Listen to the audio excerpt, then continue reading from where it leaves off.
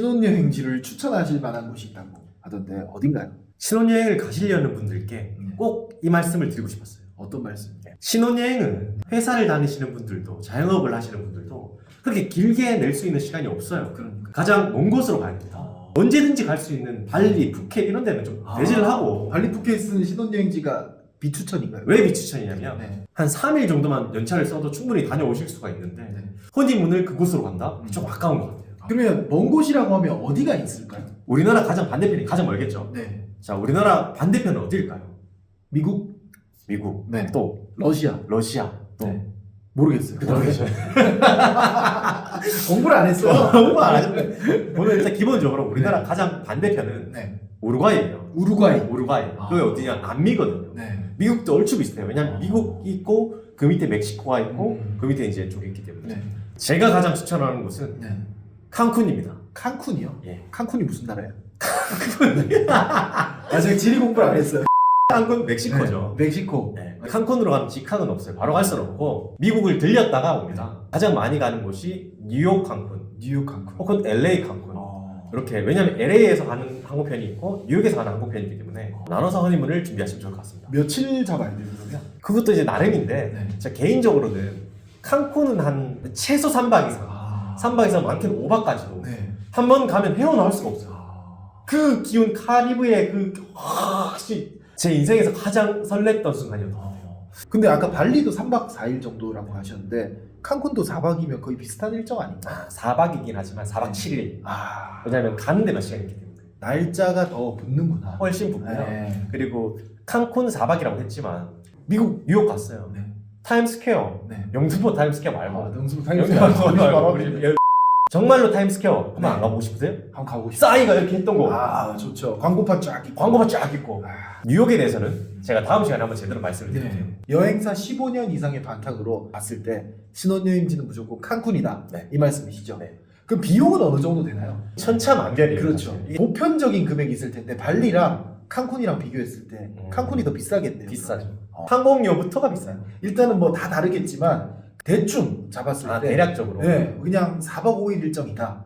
발리는 어느 정도 나오나요? 대략 250에서 300만 원 정도면 어. 충분히 다녀오실 수 있을 거예요. 대략입니다. 한 대략. 평균 270 정도. 270 정도. 그럼 칸쿤은 대충 얼마 잡습니까? 칸쿤은 네. 대략이에요. 네. 한 400만 원 정도. 400만 원. 네. 1인 기준인가요? 1인 기준이죠. 아, 1인 기준에 500만 원으로 발리를 가냐 아니면 800만 원으로 칸쿤을 가냐 이렇게 생각해도 되겠네요. 대충 대략적으로 그럴 수 있어요. 대략적으로. 근데 칸쿤만의 뭔가 매력이 있으니까 자꾸 추천을 하실 거예요. 그럼요. 어떤 매력이 있어요? 일단 가장 중요한 건 살면서 네. 그때가 아니면 다시 가기가 되게 힘든 지역이 남미지역이에요. 일단 기본적으로.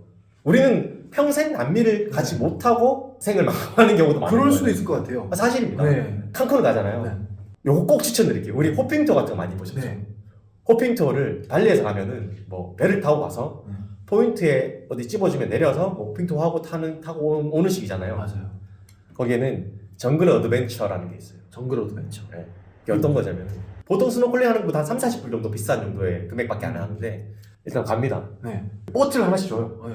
외국인 선생님이 알려줘요. 네. 발을 땡기면 앞으로 가고 내리면 아, 멈추는 모터보트인가요? 모터보트예요. 이게 노젓는 게 아니에요. 노선도가 아니죠. 아. 부부당 한 대씩 딱 줍니다. 네. 그걸 딱 타고 순서를 딱 지어갖고 그걸 타고 카리브해를 쫙 가요. 와, 근데 가는데 색깔이 달라집니다. 카리브해 한 가운데서 탁 점프를 해갖고 스노클링 하고 다시 타고 돌아오는 일정인데 그때 이 카리브해를 느꼈다는 게 저는 너무 잊을 수가 없습니다. 야. 그러면 호텔도 이제 급이 다른가요? 어때요? 제가 이거 꼭 말씀드리고 싶어요. 네. 호텔 같은 경우는 발리로 예를 들잖아요. 그러면 발리는 돈을 진짜 많이 주는 것과 조금 준 곳의 차이가 많이 나요. 아시겠지만 풀빌라 뭐 이런 데 차이가 많이 납니다. 네. 정말 좋은 곳과 한 3성급 이런 데 차이가 많이 나요. 근데 칸쿤은요. 네.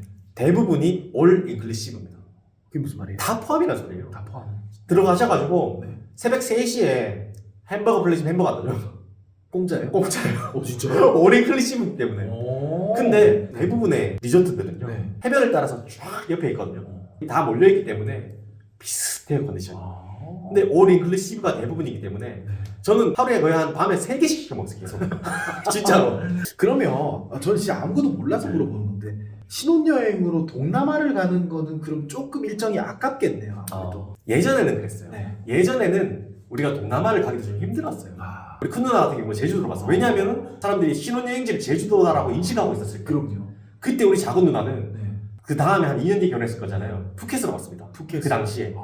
그때 이제 해외, 와, 드디어 결혼하면 해외로 간다. 푸켓 가본다. 요럴 때고, 지금은 세대가 달라졌어요. 네. 마음만 먹으면 언제든지 갈 수 있는 곳이 동남아예요. 칸쿤은 네. 진짜 큰 마음 먹고, 무조건 진짜 여기 가야 된다 아니면 못 가는 곳이에요. 그렇기 때문에 신혼여행지는 좀 먼 곳, 네. 진짜 함부로 갈 수 없는 곳, 이때 가면 못 가는 곳 추천해드립니다. 근데 1인당 따지고 보면 대략적으로 뭐 100에서 한 200 정도밖에 차이가 안 나는 거잖아요. 근데 그 금액으로 훨씬 더 멀리, 더 좋은 곳, 되게 자연과 어우러지는 곳, 이런 곳을 갈 수 있다면은 여행사 전문가 말씀이 맞는 것 같은데, 호텔은 아까 다 포함이 되어 있다고 했잖아요. 오랜 클리시브. 네, 되게 그럼 비쌀 것 같아요. 어때요? 다른 지역이랑 차이가 많이 나나요? 진짜 제 꿀팁 알려드릴게요. 어떤 건? 호텔 형성 금액이 네. 30만 원에서 40만 원 1박당, 40에서 50짜리 1박당, 50에서 60짜리 요 정도로 나눠져 있습니다. 네. 물론 7, 80 갈 거 아니잖아요. 아. 그 가실 거예요? 아니요. 30에서 40에 형성된 곳과 네. 50에서 60에 형성된 것. 예를 들면 5성급이라고 하면 뭐 시크릿 더 바인이라든지 네. 뭐 르블랑이라든지 어. 이런 데랑 메리어트 좀 저렴하게 형성된 네. 곳. 크게 차이는 없어요 사실. 왜냐면 이미 자연경관이 압도당하고 너무 잘 돼 있기 때문에 거의 대부분이 올리 클래식이고 저라면요 네. 30에서 40만 원짜리 사이에 정말 괜찮은 곳을 1박을 할 것 같아요. 이게 만약에 발리로 갔다. 네. 거기도 호텔 값이 30에서 60 사이인가요? 발리 같은 경우는 네. 18만 원 정도부터 아. 한 60만 원까지의 선으로 형성되어 있어요. 네. 그게 폭이 크다고요. 차이가 나는 건 실질적으로 항공료에서 차이가 많이 나요. 항공료는 얼마 정도 차이가 나요? 항공료는 발리는 좀 싸게 가면은 네. 60에서 100만 원 정도 사이에서 항공료를 형성할 수 있다고 하면은 일단 기본적으로 미국 갔다가 칸쿤을 가야 되잖아요. 미국 가는 경비와 칸쿤을 가는 경비를 따로따로 내야 됩니다. 네. 미국 갈 때 뭐 120에서 180 사이 정도로 생각을 하시면 될 것 같고 칸쿤도 40에서 60 정도 사이 형성되어 있어요. 그럼 비행기 값 빼고는 다른 물가들은 다 비슷한 거네요. 어떻게 보면. 물론 현지에서 쓰는 비용들은 조금 네. 차이가 있을 수 있어요. 예를 들면은 우리 아이브 같은 경우에 이제 굳이 칸쿤에서 치토스 칸쿤에서 네. 너무 먹고 싶대. 이거 평소에 치토스 디지보시에서 파는 건 2,000원 주고 팔잖아요. 네. 1,800, 2,000원. 네. 그게 너무 먹고 싶다는 거예요. 그래서 내가 치토스 하나 허님은 왔는데 내가 치토스 하나 못 사줄까? 그렇죠. 가자 사줄게. 네. 그럼 가자. 딱 들고 계산을 하고 딱 봤는데 네. 얼마였대요? 5,000원? 아니 3,000원? 22,000원인 거예요. 치토스가요? 과자 이거 한 봉지에? 통닭보다 비싼 거예요. 쇼핑몰에 가서 옷을 구입할 때 텍스 리펀이 다 되잖아요. 그거 감안하면은 금액도 괜찮아요. 저는 그때 사실 트러클 하나 더 사서 네. 선물을 거기 사왔어요. 그런 그것도 장점이죠. 그러면 따지고 보면 플러스 마이너스 하면 비행기 값 말고는 크게 차이가 나지 않는다라고 생각해도 돼요. 사실 그래요.